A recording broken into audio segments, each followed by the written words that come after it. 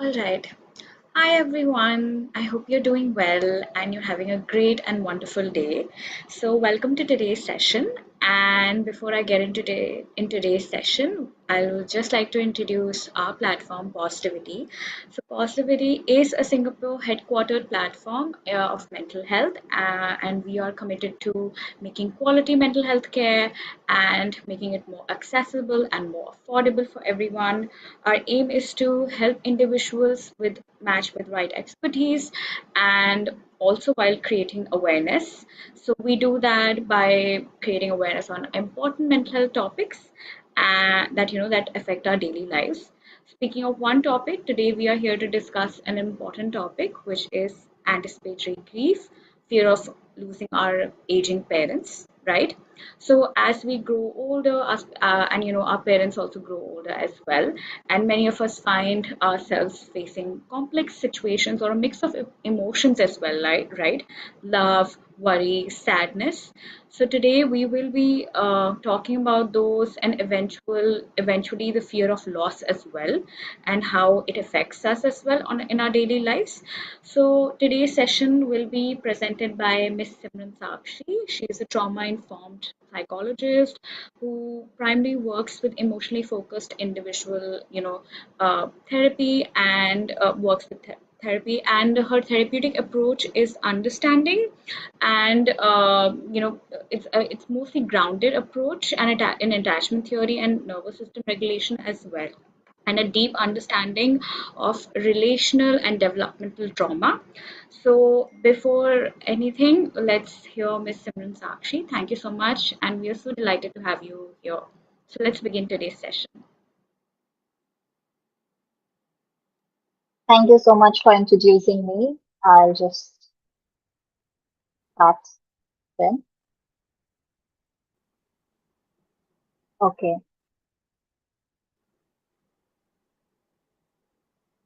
All right. So I just want to begin with a question today, and that is, have you all started noticing your parents aging, and have you felt a fear that you can't fully explain?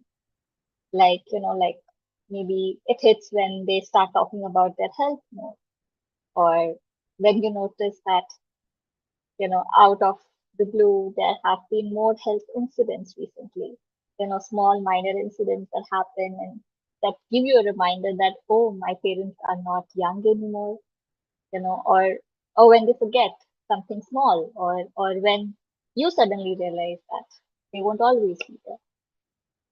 And what makes it harder is that, most people don't talk about this kind of grief because technically nothing has happened yet.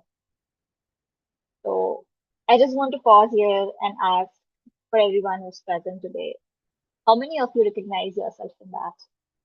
And if you want to share, you can maybe mention something on the chat. You can type a yes in the chat.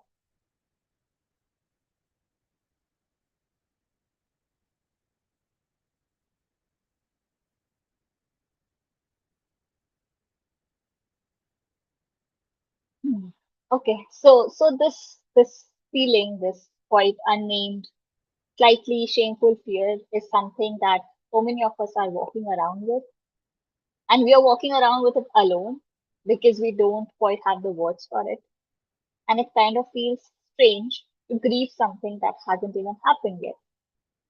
Today, in this webinar, we are going to give this feeling a name, and I hope you leave here feeling a little less alone with that.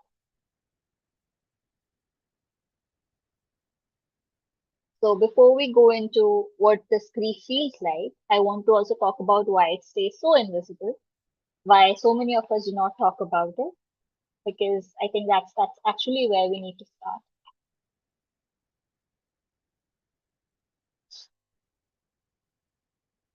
So, there is a concept in psychology which is called ambiguous loss. It was named by a researcher called Pauline Boss, and it describes grief that exists without the social permission to grieve. So loss that is real and present, but also not but also unconfirmed. So it's incomplete in a way. So if you think about what conventional grief looks like, someone passes away, people show up. There are rituals, there is a funeral, there is a gathering, there are condolences. There's a period of mourning that the world around you acknowledges. Maybe people ask you how you're doing, maybe they bring food, they support you, they sit with you. But anticipatory grief has none of that. There is no ritual for watching your mother forget a word she used to know. And there is no gathering for the moment you realize that your father walks a little slower than he did last year. Nobody calls on you to check in. Nobody says, "Oh, I know it's hard." And so we don't say it either, right? We tell ourselves nothing has happened yet.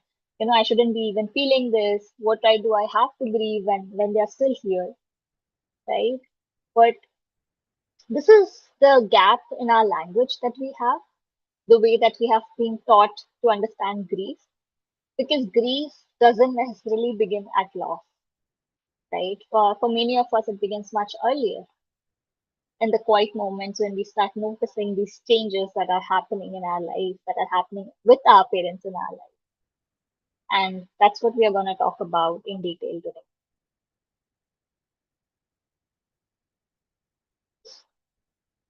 So, what does grief actually feel like? In my work as a psychologist and in my own life as well, I have found that it tends to arrive in three forms. There is fear, there is guilt, and there is helplessness. And today we are going to sit with each one of them.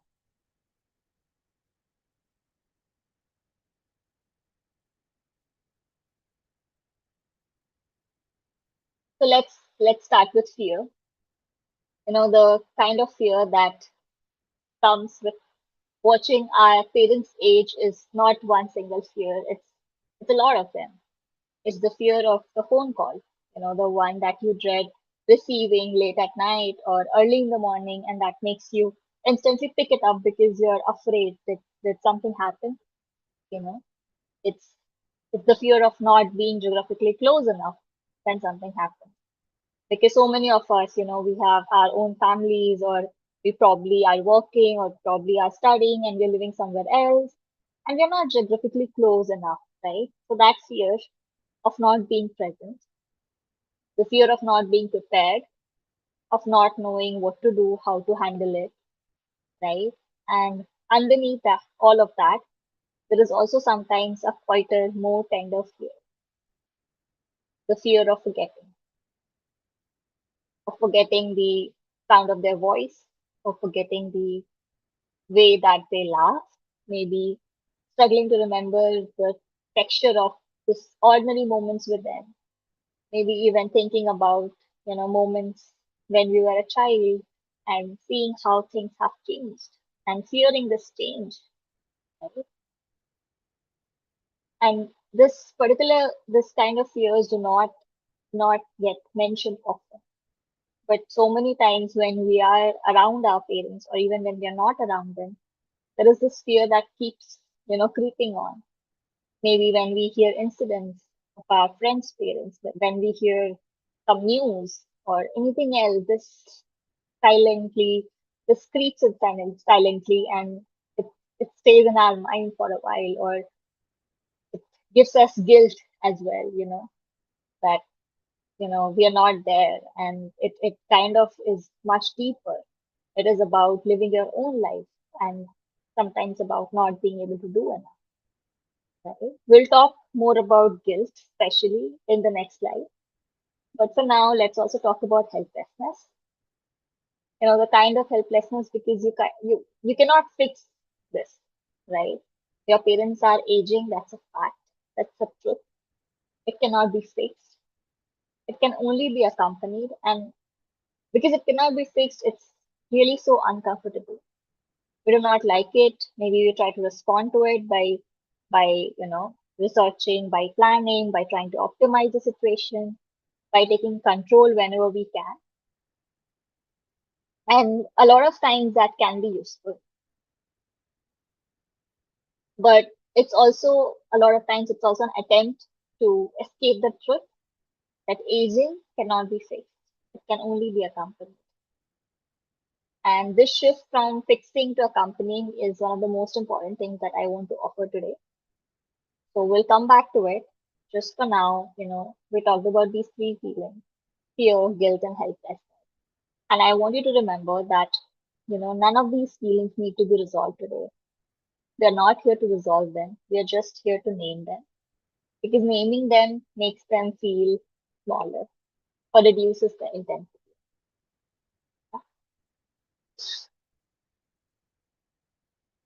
So we talked about fear and helplessness here. Let's talk about the guilt as well. The kind of guilt that is always there for us, for a lot of us. You know, the guilt for feeling relieved when you get a break. And a lot of times when we get a break, we also like to go on vacations instead of going to visit our parents.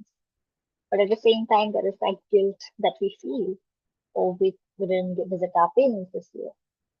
Or there's this guilt for getting irritated again and again, maybe by the same story that you have heard so many times. But still, it makes you feel guilty that, oh, they treated me so well, or, you know, they responded to all my wins and all my stories when I was a child, but when it's their time, I'm not doing that. And you feel that guilt. There is that guilt of wanting to move forward in your own life, for caring for your career, for caring about your relationships, about your needs, right? And a part of you feels like, maybe I should also focus on them, right? And there is this guilt for wishing sometimes that things were different. We feel that guilt for not visiting our parents more. And sometimes when we visit them, we find it harder than we expected, right? There is all of this guilt which we feel, and it's such a big thing in our relationship with our parents, right? And I just want to take a pause here, and I want to mention that, if any of this statements that I mentioned about guilt, if that is true for you, you're not alone, and you're not a bad child. Because, guilt and love are not opposites. In most cases, it's actually the intensity of the guilt is directly proportional to how much you care. People who do not care do not feel this kind of guilt, right? And in fact, when you sit with this guilt, you might actually find that grief in disguise. It's grief for the parent that they used to be. It is grief for the relationship that is quietly, slowly changing between you and your parents. And it is that grief for a version of them and of you together that is becoming something different entirely.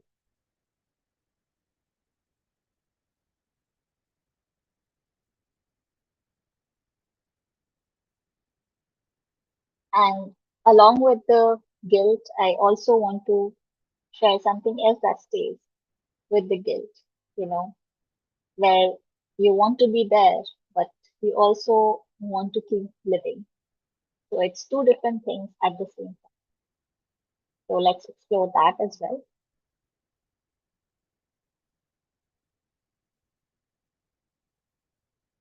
So there are two truths which are there for us in our lives. The first one being that you want to be fully present for your parents, right? You want to show up, you want to be there, you do not want to miss things, you do not want to have regrets. But at the same time, you also have a life, a family of your own, maybe, right? A self that still needs tending. Maybe you have your own challenges in life, right? And these two things are in constant tension with each other. And a lot of times we feel that, this tension is a sign that something is wrong with us, that maybe we are not devoted enough to our parents, or maybe we are not independent enough to lead our own life and we keep going back to our parents, or we are probably not managing it well.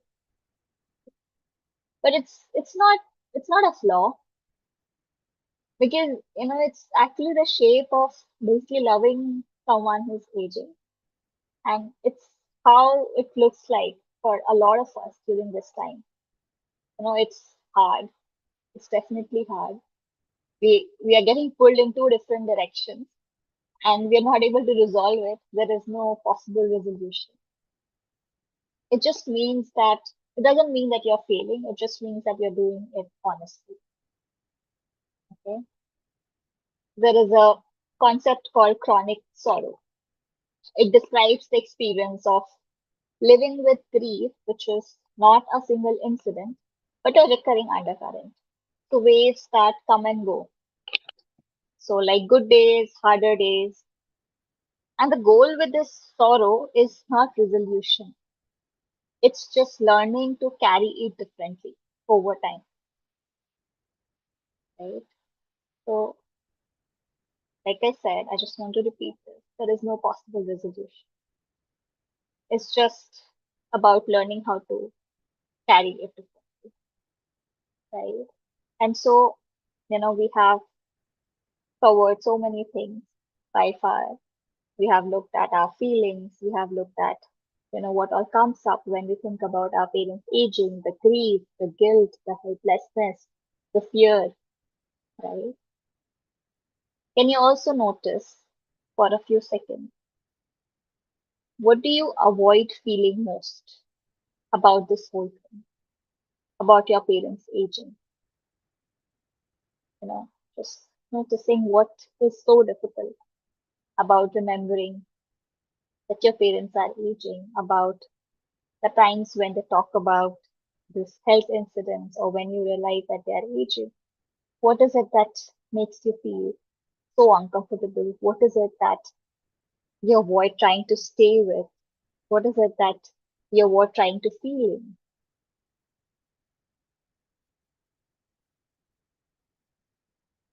Can we stay and notice this for a few seconds? And maybe you can share in chat if that feels okay.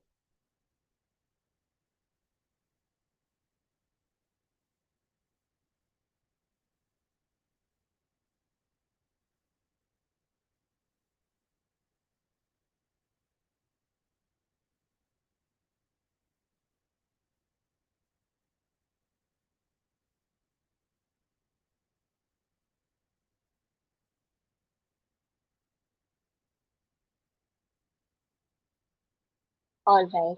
So moving on. Now let's come to what actually helps, right? We just talked about how resolution is not the solution, right? So what can help, you know? Because of course you're, going through all of this fear, guilt, helplessness, and you're grieving something which has not even happened. What is it that can help you navigate this consciously?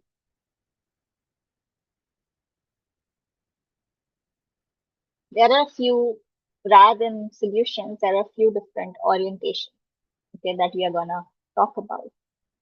Orientations or way of holding this differently, right? So instead of finding solutions, rather than that, we are gonna try and see things differently and try and, you know, uh, change the way that we look at this, right? So first off being presence over fixing.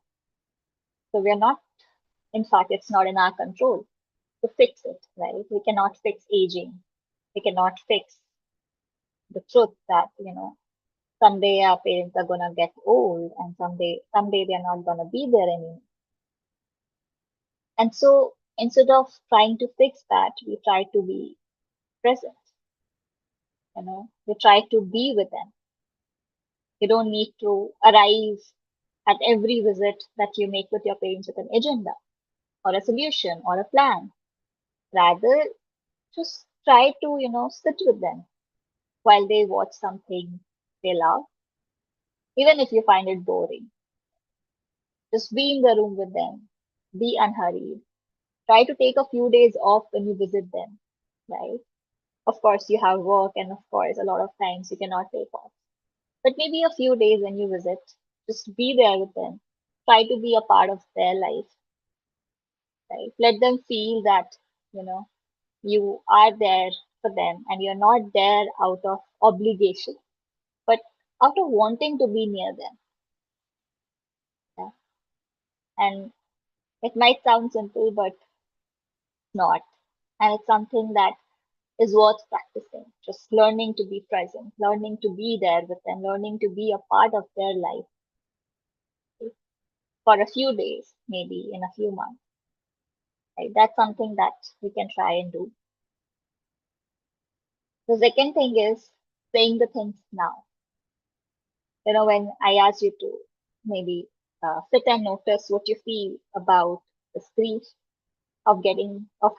seeing your parents getting older, there's probably something which comes up, probably something which may have come up for some of and it might be some of them may be things that are unresolved. Some of it may be conversations that you have wanted to have with your parents, but have not been able to. And so this is about saying those things now, right? Things that we want to ask them, things that we want to tell them, things that we assume that we'll do later, right? And we keep postponing that, oh, it will happen later. But, you know, later is not guaranteed, not in any dramatic way, but just in the ordinary human way that time moves so faster, so much more fast than we expected to. And so maybe you don't want to have a heavy conversation, but something as simple as asking, what do you want me to know that I that I might not already know, or telling them something specific about what they have meant to you. You know, maybe expressing gratitude more often, maybe telling them more things about your life that you have probably not been open about. You know, maybe trying to ask them things that you are not aware of. Right? Just something that is honest, small, real, right? Because grief work does not have to wait for loss. It can begin right now inside the relationship, and you can start it right now by reaching out to your parents more often, by having more calls that you enjoy, that you like to have with them, maybe organizing trips with them, maybe hanging out with them. You know, you don't have to wait for the loss to happen before the grief can begin. You are already living in this anticipatory grief. You're already feeling the fear, the helplessness, the guilt. Might as well start working towards it. You don't want to regret it later. Mm. You're also allowed to need support for this. So while we talk about this being a grief which is not yet complete, it's still real grief. It's legitimate. And you're carrying it alone, you're carrying it quietly while also managing everything else in your life. And that takes a toll. So maybe going to therapy, maybe going for peer support, talking to your friends about it, right? Even just one person who gets it. These things matter, and you can find your circle where you can talk about this. Maybe you can take suggestions or give suggestions and try to be more open about what you feel. You don't have to be fine or perform that you're fine all the time. Yeah.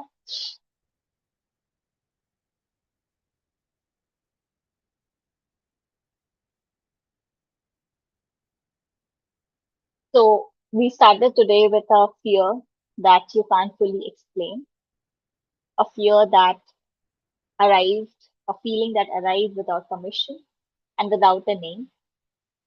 I hope that by now this has a little more shape. You have name for what you have been feeling. And, because naming it makes it feel a little less isolating, right? I have always felt this fear for myself, felt this fear about my parents, right? And I'm so glad that I'm able to, take this webinar with you and know that there are people who are attending the webinar who are interested in this topic. It makes me feel little less alone. today because, you know, this is a real, recognized, deeply human experience, and you're not alone for feeling it, and you're not strange for feeling it. It's something that a lot of us feel. It's not morbid, it's not a sign that you have given up on them or that you're, catastrophizing, thinking of the worst scenarios, or that something is wrong with you. It's actually maybe a form of love. It's a form of love. It's love that arrived a little early. And the goal, I want to mention this, is not to stop feeling it. It's not to resolve it. It's not to find a solution, right? It's not to get to a place where this doesn't hurt. The goal is to keep showing up. The goal is to keep loving them, keep reaching out fully when you're both still here, to try and take steps to be present with them, right? And to not let the fear of losing them take you out of the experience of having them, because they're still there and there is still time for you to,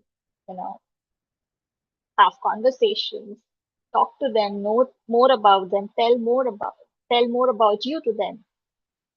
And so this is, if this is what you have been feeling so far, then it will be so great if you could start having those conversations, if you could start, reaching out to your parents more, and it can take you out of that experience of having that fear or that regret later on. So thank you so much for being here today, and thank you so much for finding the time to be present for something which is actually, difficult. Thank you so much for being so brave by staying with me here today and by looking at something that most people look away from. Again, the goal is not to stop feeling this, is to keep showing up even while feeling it. So I also have a few reflection and questions for you, that you can take away from today's session. Uh, and it can help you maybe realize something about your parents, about what has been stopping you so far, about what or where you might want to start with them again, right? And about having those conversations or, rebuilding your relationship with them. So I hope you are able to take away something from today's webinar. And thank you so much for being with me. Right. Thank you so much, Simran, for this wonderful insight on this topic. I know this is a topic which is very hard for a lot of people, especially for me, I feel, because, I would like to answer your first question. What's something you have never said out loud about watching your parents age? That's a beautiful question, by the way.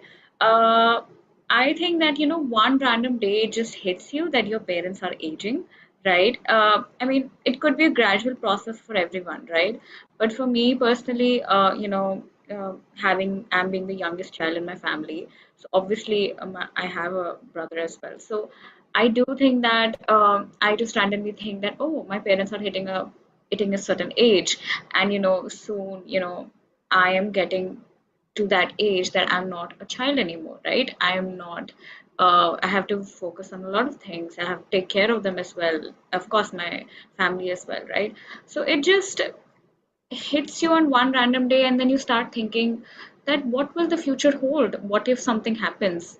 And having those kind of news around you as well is not helping as well, right?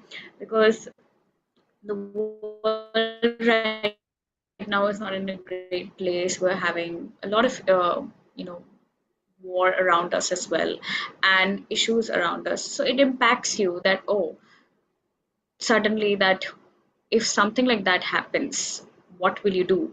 And if you don't end up thinking, like, you don't end up feeling that, oh, did you do enough? Did you say them I love you? Did you say them that, your last goodbye? You have having these intrusive thoughts, and then you just slowly just watch. So I feel like every day is like a slow burn, that, oh, I should have done this, I should do that, it makes you realize. So particularly not saying something, but I think a lot of things can be like said, right? It's not just one particular thought. I would not say that it's just something. It's like over the years what you felt, how you're feeling now. So I feel that a lot of us, like, it impacts us on that way. So what do you think about that? Yeah, yeah. Definitely, like you said, it is not just one thing. When Right, it starts hitting, you kind of go into that zone where it's like, oh my God, I never mentioned this to my parents. Or, right, I'm so grateful for, some days you feel so grateful that they have done so much for you. Some days you also feel angry. And it's correct, a mixed yeah, feeling, right? correct, yeah, And it's like even the anger part doesn't really go away when you start feeling this grief, but it's there, and there is this grief, or there is this anticipatory grief about, oh, what will I do later when they are not there? Or, you know right, even now, oh, they are not, you know they they used to take care of me, now probably I have to take care of them. And thinking that, will I be able to take care of them? All of those thoughts, there are so many thoughts that are there. right, And it's right that maybe you could reduce all of that intensity by probably not thinking about what you can fix in the future, but thinking right, about what you can change right now. Like maybe if you live, if you live far away, maybe, and you talk to them once in a week, maybe you can try talking to them twice a week. Just offering presence and seeing where you go with that, because it's not something that can be fixed. right, absolutely. And I, do believe that when you just mentioned that, having conversation, like probably let's say once a week or like, once a day. What about those people who are living outside, for their work, or like, they have migrated to another country or city? So, they might, maybe be more prone to it, that what if it happens, Yeah, yeah, and you have to fly down and everything, and you think that way, that all the logistics part as well, that how it could be. And what about those people? Could you give some insight on that, that what they yeah. might. I think you're very right about that, because I know a lot of people or couples that I know that who do not want to shift to a different country because of the fear of their parents being alone, Right, yeah, right? And there's of course that anger that that maybe I'll have a good life there, but what of my parents? Because they will right, probably not shift. A lot of times parents do not want to shift, right? right, right, And so that that seems like a sacrifice, or that seems like a compromise, that either, and that's where the guilt also comes in. right, Like, absolutely, yes, I do want a better life, but I have to leave my parents behind, or I have to live with my parents now because I cannot leave them. And you also have that frustration. So it's a right, mixed thing. And whether you go abroad without your parents, whether you do not, whether you live in a different part of the country or you do not, there is going to be different elements or different uh, feelings associated with that. Different guilt, different helplessness, fears, which are gonna be there always. And again, there is no one thing, one solution, right? You cannot ask someone to, leave your career, leave your life, and just focus on your career. Or you cannot even ask the opposite. It's entirely someone's choice, and people do what they want to do or how right, they figure it out. absolutely, But right, yes, with all of this, again, coming back to, what is something that can work for them? Something that can work for them and for their parents, something that can work for their helplessness, for their fears, for their guilt. right, yeah, absolutely. So I think what all of us should take away from this session is that this fear is real, and that, most of us feel it in an everyday basis as well, regardless of the situation we have. So that's why it's an important topic as well to talk about. And not many people recognize this as probably like a fear. They might, like you just mentioned, they might be putting off the conversation as well, because of course, we as humans don't naturally face our fears, right? Yeah. So, thank you so much, Simran, for this wonderful session. And thank you everyone who participated as well and joined this session. So, Simran, would you like to share your screen? Yes, yes. Can you see my screen? Yeah. Okay. So this is Positivity's website, and if anyone is interested, they can find my profile here. Let's see. Yes. So you can just go to view Positivity Psychologist, and you can find a profile. You can book a session with me if you want. Yes.